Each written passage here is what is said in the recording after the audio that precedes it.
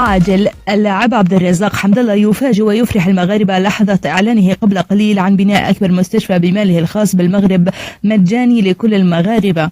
تفاجأ وفرح المغاربة قبل قليل بخبر خروج اللاعب المغربي ونجم نادي الاتحاد السعودي عبد الرزاق حمد الله قبل قليل وإعلانه عن تشييده وبنائه لأكبر مستشفى مجاني للمغاربة بالمغرب. وإليكم التفاصيل الكاملة.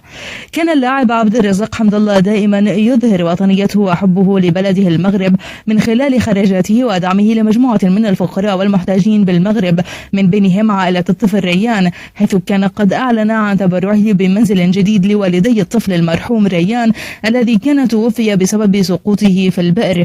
يذكر أن اللاعب عبد الرزاق حمد الله مسيرته مع المغاربة كانت حافلة بالأحداث، فبعدما كانت الجماهير المغربية قبل مونديال تطالب بضرورة استدعاء حمد الله للمشاركة في مونديال قطر، وبعد استدعائه تفاجأت الجماهير المغربية بمستواه الضعيف وأصبحت تطالب بإبعاده.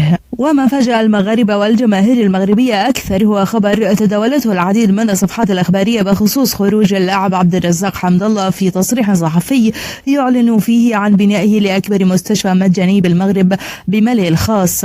وذكرت نفس المصادر أنه من المحتمل أن يشيد هذا المستشفى في مدينته آسفي، وسيكون من بين أكبر المستشفيات في البلاد، بالإضافة إلى أنه سيكون مجاني بنسبة 90% لكل المواطنين. وهذا ما أفرح المغاربة وجعلهم يشيدون بهذا العمل الخيري والإنساني الذي أعلن عن اللاعب عبد الرزاق حمد الله.